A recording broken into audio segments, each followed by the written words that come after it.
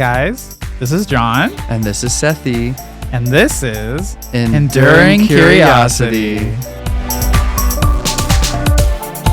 On today's episode, we talk about a story of Revel and riches, our Friday night game night, and a Spider-Man pre-release.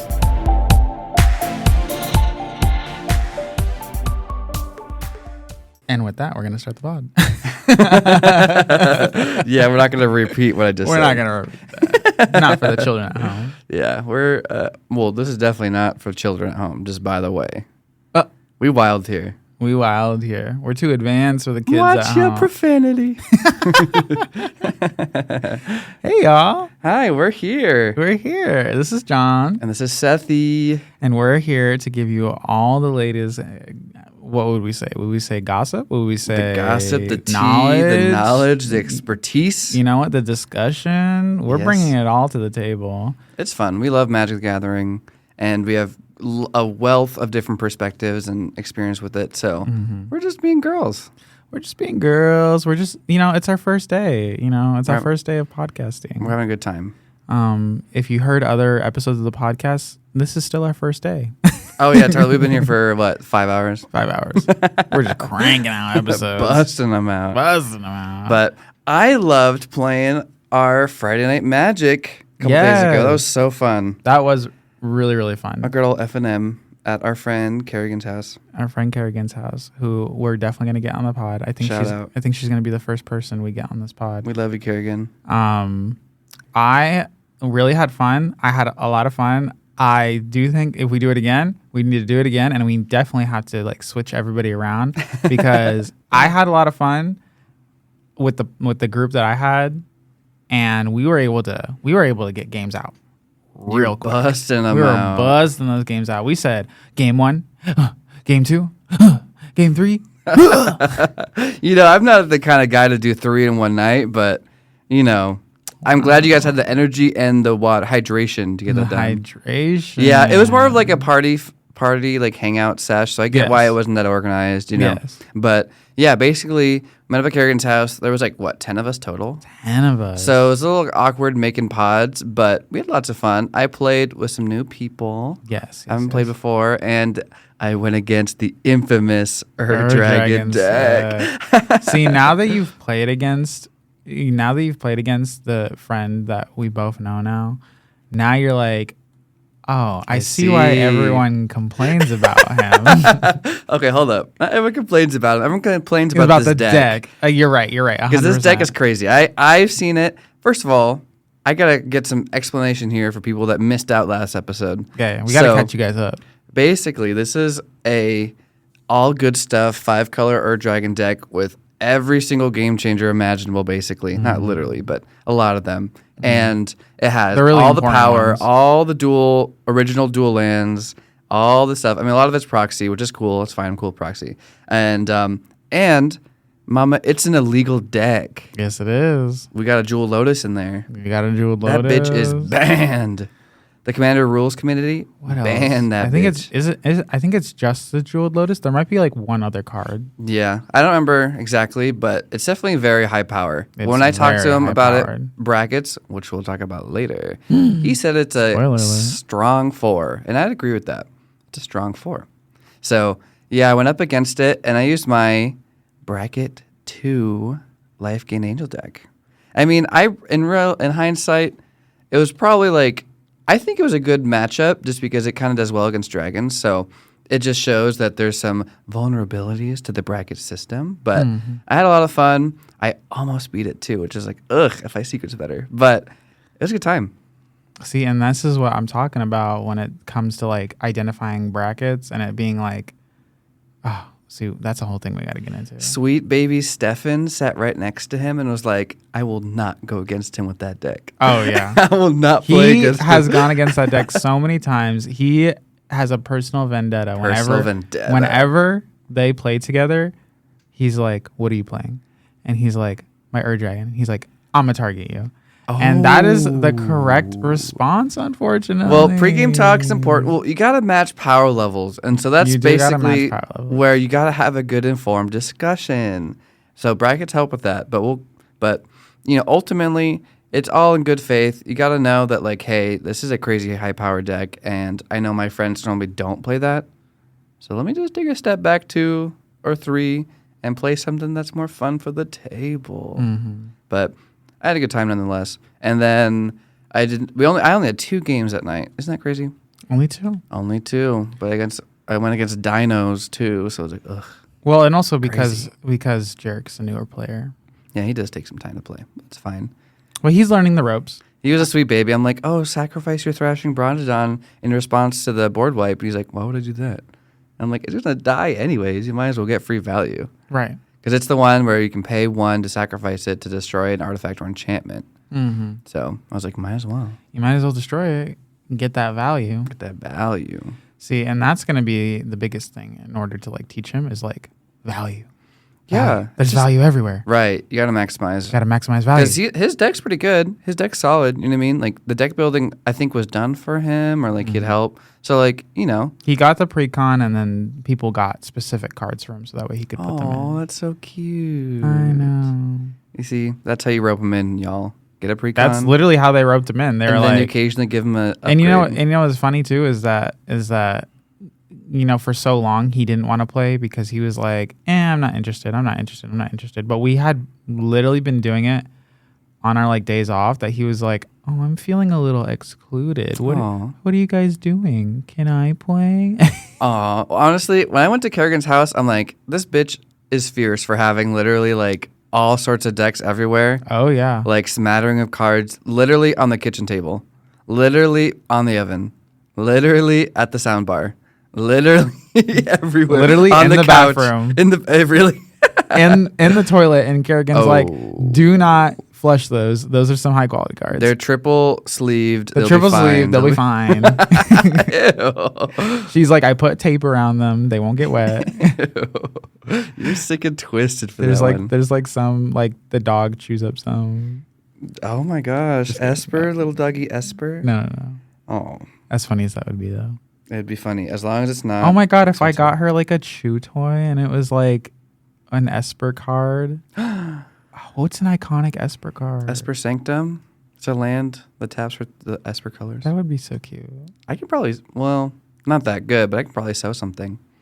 It's like a little plushie. Yeah. It will chew the fuck out of it. I know. I got to make it indestructible. Yeah. But anyways, I'm excited. I love that night, and you know, it's just fun to play with people, experience new things. Let me ask, what was out of the 2 games you did play? What was the highlight? What was the big highlight? So honestly, for you, the first game playing against Third Dragon, because I kept up toe to toe.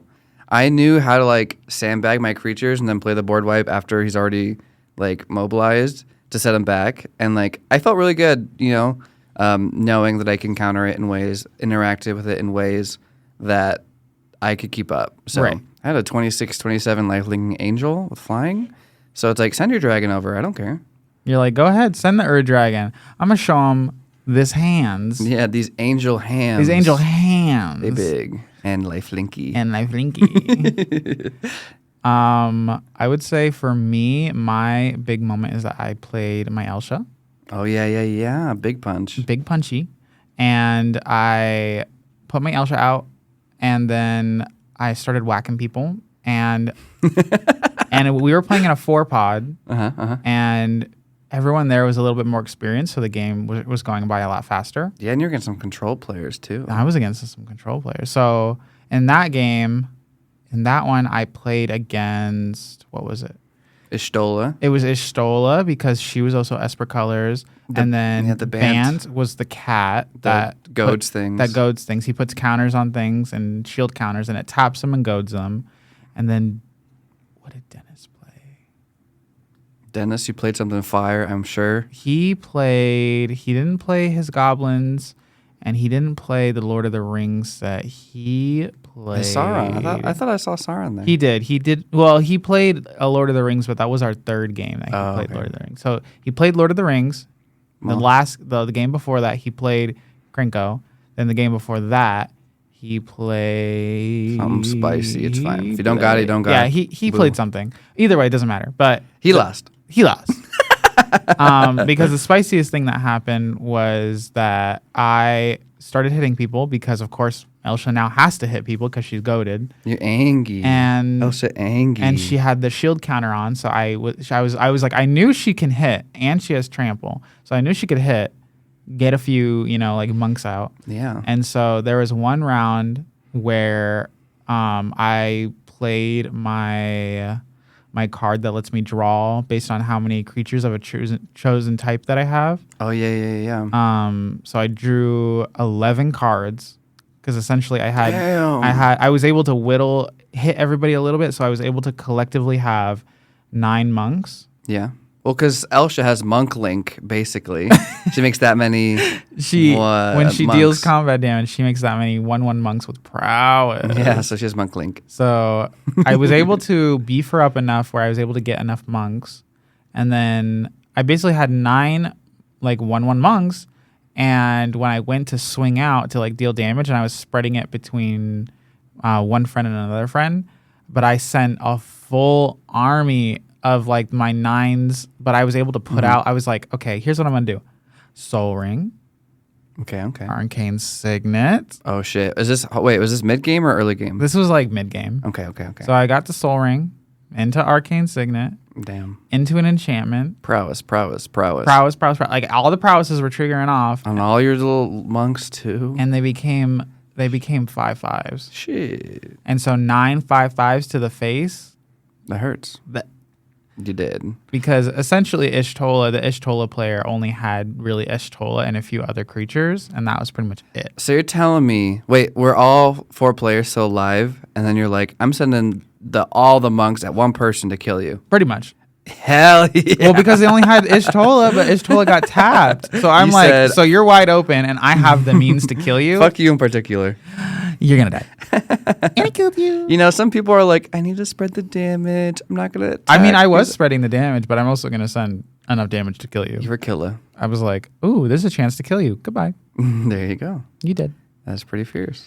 Also, because, again, we're doing game to go through faster. So that was my highlight. I got to knock somebody out. And then he got his revenge because he killed me pretty good in another game. Gotcha. Roman's revenge on you. Revenge. Well, cool. Yeah, I definitely want to play with different people next time, so you're right. Just spice it up, have some variety. Have the variety. And yeah, now I can say I went against an illegal deck and I went toe to toe. That's under my belt now. Mm-hmm. And I got to do the thing I love most, which is build up monks, beef them up, and then Falcon punch. Falcon monk, and beat the crap out of somebody. Nice. That sounds like a good time. It was good. Nice. Yeah, I think leading into our next segment here. On the stack. On the stack, mama. Enduring curiosity. Enduring curiosity. Today, we're going to talk to you about Spider-Man. Pre-release weekend. We went last night, Friday, the whatever day of the week, the 20th of September.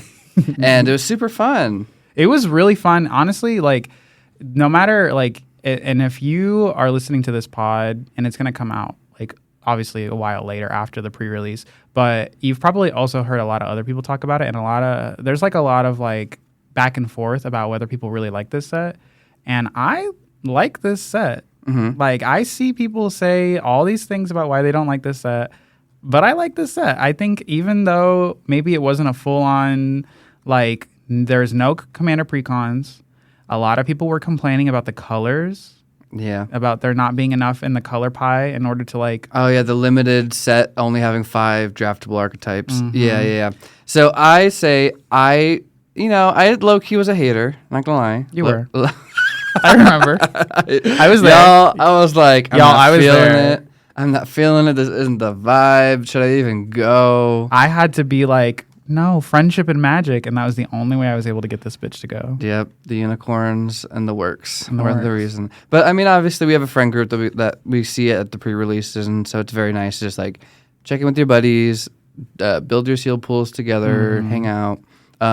Yeah, I was such a hater, but I definitely did have fun last night. So, absolutely. I do think it was fun, and I was pretty gagged because there was like people new to Magic in general there. Also, there was a lot. I don't know if you noticed, but there was a lot of a younger crowd. Yeah. Like a lot of kids, a lot of probably more in like adolescents. Like I know one of our friends literally went against a kid, but lost both times. Really? Both times. He did not. He said he didn't even get a single point of damage on that kid. Oh my god! And that just goes to show you, guys. My friend that I'm talking about, he is probably in his like mid 30s, and he just went against a kid who might have been like 10, 11 years old, and got his ass handed to him.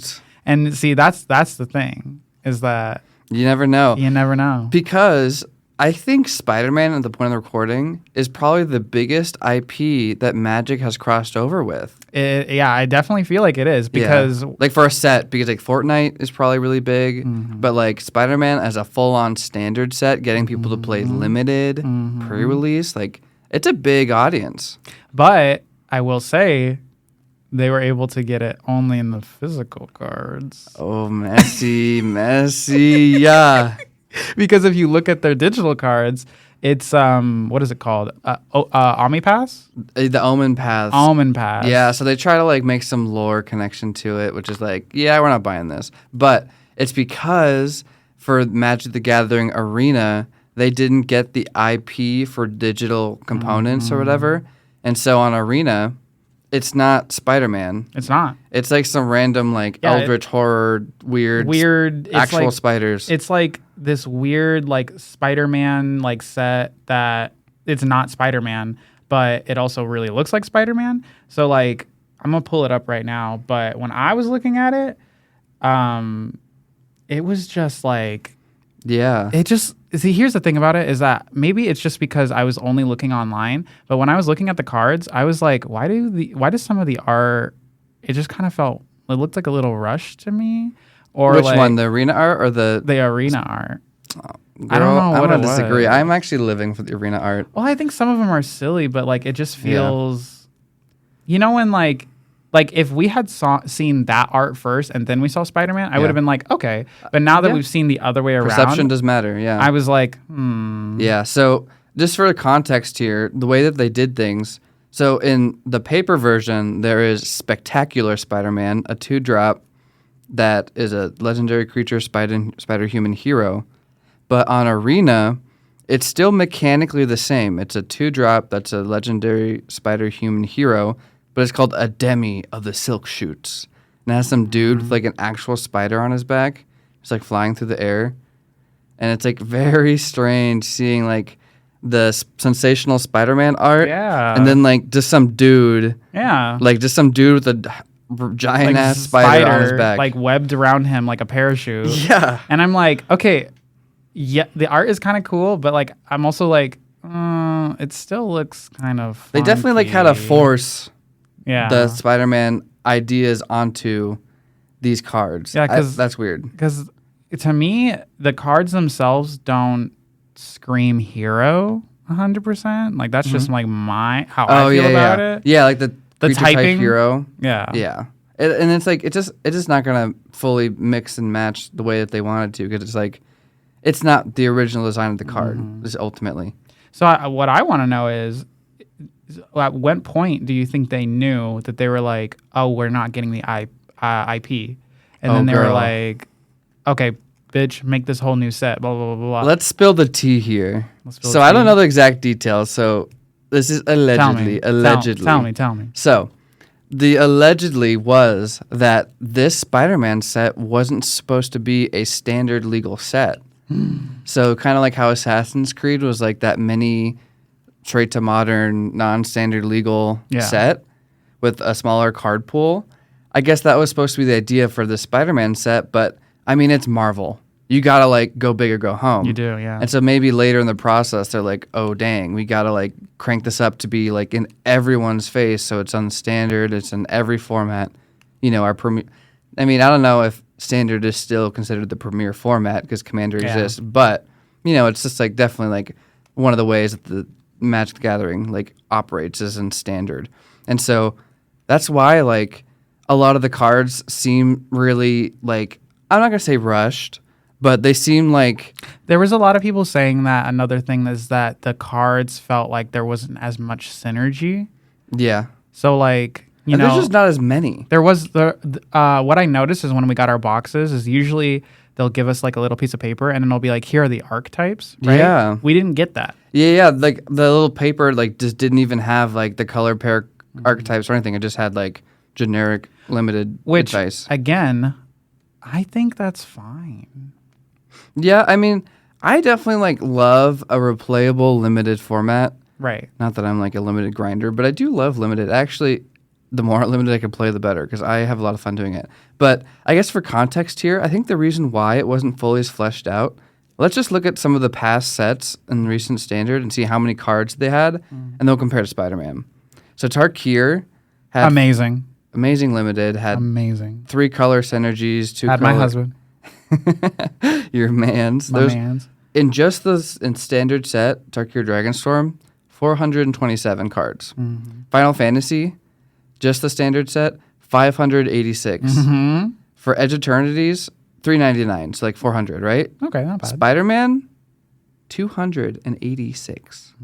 So it's like half. It's half. And so like, I mean, literally, it's like half the... It's half of Final Fantasy, literally like still 100 less than the least, which was the Edge of Eternities, which was at least of the most recent. Yeah, and so it's like, I feel like that shows a little bit, because like I was saying, guys, in pre-release, the archetypes were designed for just the ally color pairs. Mm-hmm. And yes, you could still build an enemy color pair deck, but there's no like distinct strategy for those.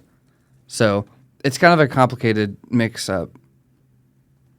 So I think that, yes, a lot of people were really upset because there's not a lot of like strategies really to be made. It's kind of like you just like, at least with like the other sets before, you could get your set and then your colors would have those archetypes, and then you could build off the colors, you could build those archetypes, and it's a lot easier. Like with Final Fantasy, like it was really easy to be like, okay, are you in the spell casting with red and blue? And then you're doing that, you know, you want to cast big spells in order to get those effects. Are you doing the red black and you're making wizards? Like that was another archetype. Yeah. And like making a lot of sacrifices. And I also feel like the mechanics in the set were also pretty like just generic and vague. They were very generic. Because there's hybrid mana costs, which is just to make life easier. Yes. Connive, which is like draw and discard, and then I'm plus counter. And that's pretty good one. Modify, which is like if you have a counter on stuff. Mayhem, which goes really well with Connive. Draw and discard stuff. And web slinging, which is like if things are tapped, you can use an alternate cost, returning the tapped thing to your hand. And I really like, out of all of the mechanics to go on, I really like web slinging because it's like a after combat ninjutsu. Yeah, and that's the thing, is that since it plays at the casting speed of the card, most of them being creatures, then it is sorcerer speed. So it is like, you know, a tactical thing. Mm-hmm. Yeah, so I do think that the mechanics were simple, probably adding to like the rushed idea of the set, but they're not bad. You know, I think it all works together. Yeah. And you know, it's a brilliant decision to make it simple, but all interconnected like that. And I do think web slinging is really fun, and I hope they re-flavor the mechanic name. Other things. There was one card I got, which was I think it was Spider-Man Heroic. Okay. And it was one where it had a web slinging ability, but it was higher cost than its actual card cost. Okay. Because if you pay the web slinging ability, essentially you gain 3 life, and then you make 2 like spider tokens. Mm-hmm. And I didn't get to see a whole lot of cards like that, but I do think there should be more. I do like that idea though. Like there's some play where it's like you web sling and you web sling it in for cheaper in order to take a creature back. Like that's the cost. Yeah. But for that one, you web sling in order to like get in like something with a even greater benefits. So and I think that's just to read the card. Smart, yeah. It's a 1 and a green, 2/3 Spider-Man. Spider's man, I guess is the word. And it has web slinging for 4 generic and 2 green. And it says when it enters, if it was cast with web slinging, then you gain 3 life and create 2 2/1 green spider creature tokens with reach. And so it's like a board in a box if you play This is the 6 mana web slinging plus returning and card. So and it's like really great too because if you have a lot of those cards with the web swinging, web slinging, slang that thing, slang to the left, to the right. I slang all over the place.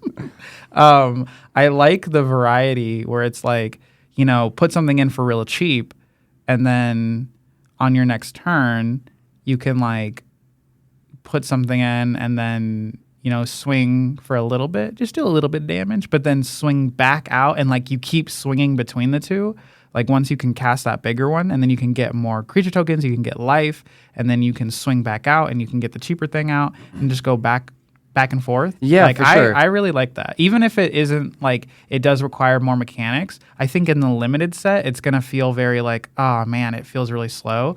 But in other sets, and obviously like, and let me just tell y'all in the audience, I am very, very, very partial to Commander. So like whenever cards are coming out, I am unfortunately that bitch who's in the box being like, Commander mindset. Imagine this in Commander. In Commander. And did we not just get spaceships? Yeah, I mean, were you stationed? Yeah, I mean, they definitely like plan all these limited environments all together, and like standard has to have like 5 different things. Survival technically also plays on this idea. I think web slinging is really fun because it's like ninjutsu, but like a little like less like more generic and less like just cheating in creatures for combat damage. In order to deal combat damage. Because what I was doing in limited was playing Guy in the Chair, which is just a mana dork. Mm-hmm. And like just tapping for mana and then web slinging main phase 1. Mm-hmm. You know what I mean? It's like, yeah, I don't even need to attack. I can just like that guy or Spider Manifestation. Yeah. Which was another, I think it's like a 1 and a green, and it can tap for either a red or a green. Oh, yeah. And I was seeing a lot of that. Yeah, it's like, it just fuels the web slinging, which is nice. And then vehicles and stuff too. Yeah. So it's cool. There's a lot of really good strategies to be done. Especially because they also had some vehicles. So there was some stuff you could crew. Mm-hmm. And let me tell you. Oh, yeah. You know how funny it was to like crew a fucking subway and deal 3 damage to someone with a subway? Like, slap them. I did that play was the subway. Hilarious. Yeah. That was hilarious.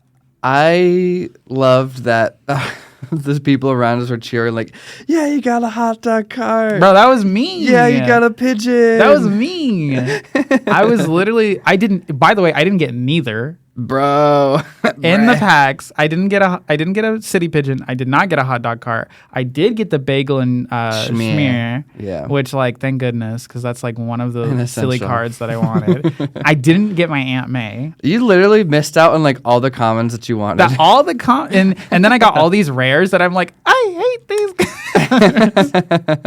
But I did get. I will say, I think my best rare that I got was Friendly Neighborhood.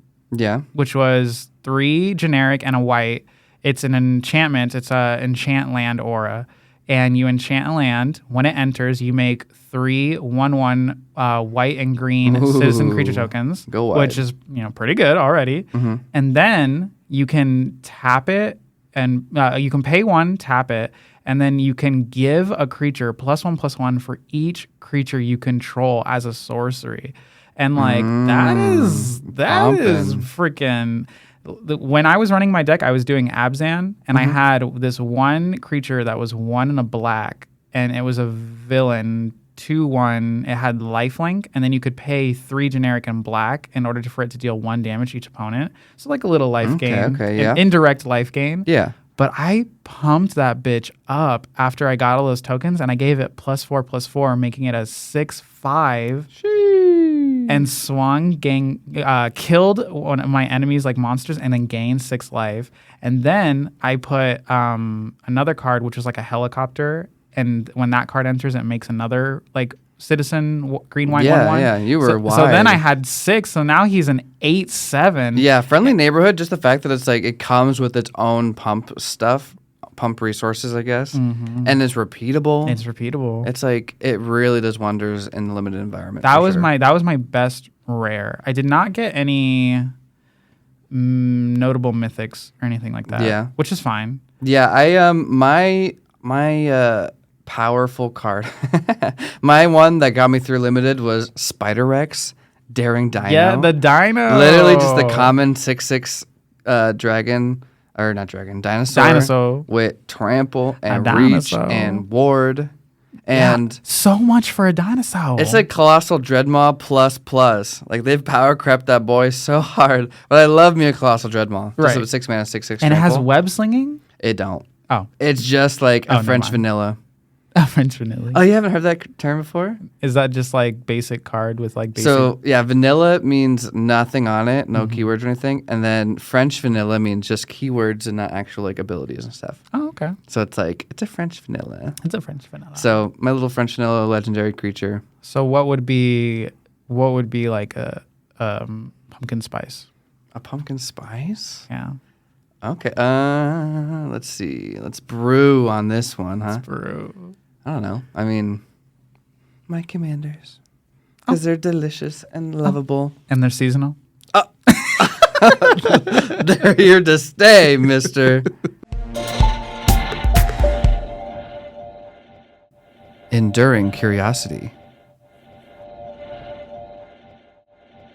Enduring curiosity. So you had this Revel in riches out on the field. So your buddy snuck out that win with an old gnawbone. Tell me about it. So I wasn't present for it. Because I heard multiple perspectives. I wasn't present for it because I was busy babysitting a baby dog. Baby dog. Who funnily enough, the baby dog's name, shout out Esper. Esper. She's Love so that. Cute. She's so cute. Love that. I was playing with the little dog, and then like my friends were doing like pods of 3. Gotcha. And one of my friends, again, this is one of my friends who just recently got into Magic, and he was playing a dinosaur tribal deck, and he in his first game with everybody where he had his own like precon set, he stomped so hard. Was it a precon or was it like just your first deck? It was an upgraded precon. Gotcha. Of the dinosaur one. The dinosaur one. Sure. It's the 3 colors, Naya. Yep. Dinosaur. So Gishath, what he does is that he's a 7 power creature, and when he deals combat damage to a player, is he 7 or 8? I think. Oh, I don't know. I think he's 8. Okay, well, 8 power, whatever. When he deals damage, you reveal that many cards from the top of your deck. And for every dinosaur, you can put it into play. Every dinosaur. So it's card advantage and mana advantage all into play. All into play. Creature advantage. Yeah. So he was playing for the first time. He did need some coaching, but he was able to essentially swing with his commander, hit someone who had nothing to block with, and someone else had a card out who essentially doubled all damage dealt to everybody. And so that damage went from 8 to 16. So he went to draw 16 cards from the top of his library, and he put out, I'm 100% sure he put out like at least 7 or 8 things. Whoa. And probably over 20 mana value worth of stuff. Over 20 mana value. That's crazy. Over probably like 25 like power. Mm-hmm. And one of them was that dinosaur that when it enters, it fights something. And then whenever it gets dealt damage, it fights again. Enrage, yeah. So he brought that out. Nice. Killing things left and right. Killing big creatures. Nice. And so immediately gave him a huge board advantage. And thankfully, we were playing a game mode where it's like the people on your left and your right aren't your enemies. You don't focus on them. You just focus on the other people. You guys have your own little spicy game mode there. It's a spicy little game mode, which doesn't always speed things up, but it is interesting to play. Okay. But so I gotta play extort in that game mode. I gotta like extort like 6 people at once and gain 6 life for 1 mana. Oh my god, nasty. But so he dropped that, had his dinosaurs out, immediately huge board state, swung out, started fucking killing people. Wait, how is this the Revel and Riches story? So right after that game, my friend... Oh, two different games. Yeah, the 2 different games. So gotcha. That game, because of the result of that game, the second game... People were angry. They were angry. This is why we talk about our feelings. Y'all, don't let it be pent up and carry it to next game. Don't be petty. Don't be petty. or be petty against someone other than me. I live for the drama. I'm sorry. I live... Or be the bitch who causes people to be petty. Oh, that's messy. You little saboteur. Anyway, so in the next game, one of my friends has an Ur-Dragon. If you're paying attention, you know who I'm talking about. And if you're listening to the pod, you know who you are. We love you. And we love you. But on the deck. Or do we? I'm kidding. You see, you are the petty one. Attack John every game you get now. Attack him every game. Gosh, no. But so in his game, he had an Ur-Dragon, and so he's got a dragon tribal essentially. And so one of the dragons he was. So first off, he had what is that enchantment? That white enchantment for Trezors. Whenever you draw cards. Oh. The very popular game changer one. Oh, you're talking about Smothering Tide. I knew that one. Is it Smothering Tide? So he had a Smothering Tide, where they make it's like tax when they draw it to give you a treasure. Yes. Yeah. So he had a Smothering Tide, and nobody was paying Pay your taxes, people. Nobody was paying the taxes. So he was already having a decent amount of treasures. And then he was able to get out old Gnawbone. Yeah. Yes. He was able to get out an old Gnawbone. And then Gnawbone got out. And Gnawbone did what Gnawbone did and smacked the shit out of somebody. When he deals damage, he makes that many treasures. So he had, at that point, over 10 treasures. So then he spends to play Revel in Riches. Hold up. What's your guys' pre-game talk like? Is he like, yeah, I'm playing bracket 4 stuff? Because I've already heard a couple game changers. I've already heard like crazy aggro. I've heard of like cheating mana. So what if I told you, even though I'm telling everybody you should talk in your You groups, don't practice your own preach? Listen, I'm just one person. Yeah, and that's all you need to start the conversation, mama.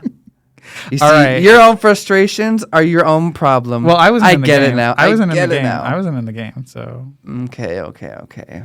Also, I know whenever to play, I'm targeting him. And see, he gets mad. You just recorded an episode about controlling your emotions, and you're literally being the most problematic person at the table. But so I live. So anyway, so he gets out Revel in Riches, and the other two, unfortunately, they don't have anything to deal with it. So by his next turn, he wins the game. Right. Smothering Tide, the old Gnawbone, and Revel in Riches. It's already tons of treasures. You just need 10 to win. And so he wins. And obviously people are like, what the hell? What the heck? But that's why it's important to talk about, like, here's how my game can win. Because I think Revel in Witches. Oh my God, I love that. New card. Revel in Riches is a card that is one of those, like, if you have a similar card to that where you have an alternate win condition, you should be telling people if you have an alternate win condition card. Yeah, I mean, just bring it up. Bring it up. There's different power levels for different alternate win cons, but just mention it, Right. And here's the thing, though. I feel like in that game, obviously the taxing is kind of grueling, but if there's a turn cycle of how many players? There was only, it was 3 players. 3 other players? Or sorry, it was 2 other players. It's 3 players altogether. But was there also like a haste enabler or something? Because old Gnawbone don't got haste. And then Revel in Riches they might have had waits a whole turn cycle They might have had a creature that gives other dragons haste. Gotcha. It's possible. Again, gotcha. I wasn't in the game. Play your removal, folks. Play your removal. But yeah, I mean, if you're just like steamrolling everyone else and people aren't even close to that like power, then it's like that's hard. Yeah. That's just the reality of it. It's just hard for everyone else. And that's why it's funny that you bring this up, because I had the pleasure of hearing this story told from now your perspective, from one of the opponent's perspective, right, and then from his perspective, right, as the controller and as the winner, of how that game felt. So right? who is the most toxic? Who's the most toxic? Well, y'all need to have a pregame talk. I wasn't there for that. If I was there, we'd be pregame talking. Let's just say that. Would you? Yeah, I always do. Every time we've played, I'm always like, oh yeah, so which deck you guys gonna play? Extra large dough. Checks gun. Hold up. I cast clock. Holy shit. God damn. Oh my gosh. But Too yeah. Soon? Too soon. Oh, that was a different. Never mind. Okay, but yeah, I always like pregame talk about expectation stuff. And honestly, especially because I know the friends that you're talking about, it's just the natural life cycle of new player learns about the cards, delves into all the podcasts and all the videos of like what things are, learns about the power cards, and then it just becomes an arm race of like, I want to do the power stuff. And so I already know that's going to happen. And so you just got to be like, hey, are you doing that? Yes or no? And then when they inevitably say yes, you're like, okay, I got to play higher power shit to keep up with you. Right. You're warned. You are warned, yeah. Because that's just the reality of it. If you have to know ahead of time if they're playing power, and you have to match. It's a match. You have to match. Because it's unfair if you're over here playing like, what's her face? Stella? Stella Lee? Stella Lee? The Is It one? Isn't there another one where she's green and white? Or is that somebody else? I think it's someone else entirely. Well, it's that girl who you tap her and everyone looks at the top card and then you get mana. Oh, Selvala. Oh, she is different. I love Selvala, one of my favorite characters. They ruined her in Outlaws, but that's another topic. Oh, okay. Anyway. But yeah, more so like slow pace, group hug, or just even like you just have like a really weak tribal theme. Like if you're playing, I don't know, names. What's a weak tribal? I don't know. Like if you're playing druids or something. Really? Like you're not gonna be too crazy. Really? Druid tribal? Druid tribal. I think Druid tribal could go crazy. It could, but on average, I'd say it's not like as powerful as dragons. You know what tribal just got a lot of attention? What? Jellyfish. Jellyfish. You see, I don't think a jellyfish tribal deck on average will beat a dragon deck on average. Oh no. You know what I'm saying? On average. Yeah. Can it be done? Absolutely. But on average? Yeah. On average, and it's just the card quality thing. And like I'm not saying don't play jellyfish tribal because I love off like weird tribes. You know what I mean? But you got to know the power level of your deck because you can build a crazy powerful jellyfish tribal. And also like the term tribal or typal is very vague. And like I think Edie or Rhett, well, what do you count tribal? It's a lot of cards of the same type. A lot. Is that 10? Is that 20? Is that 5? I guess it depends on how many creatures you're doing in your deck. Girly, you see, it's complicated. It can still be tribal. I think if you have one creature in the deck and it's one type, is that tribal? No. But it's all the same type. You mean like when it's like one creature and then everything else is like a changeling? Well, no. I could literally just mean like I have one creature in the deck and it's a land or elves. I'm playing elf tribal. All of my creatures are elves. I wouldn't say that. I agree with you. I wouldn't either. But like it fits your definition. I would say here. I'll say if you have 10 of the same type, I would say that's low. 10? Yeah. Well, I think that's a good base level. Because like I think a lot of decks incidentally just have like 10 humans like randomly, and so it's like okay, I'm human tribal now. Well, that's a whole other episode. But yeah, I could see how you're playing dragons and like you're playing a very aggro, high power dragon deck with lots of treasure abusing stuff, game changers. You gotta let people know. Which I'm guessing he did, or didn't. Oh, shaking your head. Okay, I'm sorry. Dragon Blair. You gotta communicate better. I'm sorry. Death row. I'm sure you had a lot of fun, but your friends didn't. And it's funny because like his deck is really strong, and he does have other decks that are strong as well. But it's funny because both his dragon deck and he has another one. He has Callista. Okay. Is Callista or Callia? Callia the Vast. Callia the Vast. Yeah. Sorry, League of Legends moment. He has both of those. That's another crossover. That's a whole like series of episodes. They did do a Secret Lair for Arcane. For Arcane, it was not enough. It was not. It's not. There wasn't even a legendary creature, I don't think. It was just spells. Yeah. Anyways. But 100%. The Kali of the Vast. Like sometimes he gets land fucked, and I'm over here giggling to myself. Like, well, it's like you can have a very high powered deck and still get land screwed. Yes. So it's like I still consider you a powerful deck. It's just you just got land screwed. Yeah. I mean, you can probably aggressively mulligan or whatever, and like maybe you can optimize the deck better. And that's the thing is a lot of people like. I mean, I'm not saying that particular deck was not built the best, But it's just really hard to perfect the mana base and like the amount of lands versus how much ramp versus what type of ramp versus what mana value of the ramp and stuff. And so I don't like, I could easily see a lot of like high power cards with poor mana bases and then just get screwed, but declare themselves as high power. So it's just a mixed bag. That's just the randomness of Magic. Yeah. So yeah, just pre-game table talk, expectations of my deck does this, it has these game changers, it has this speed, this type of win, whatever. Yes. Yeah. Yeah. Sweet. All I guess that wraps that up. I think that wraps it all up. Love talking to you, Pookie.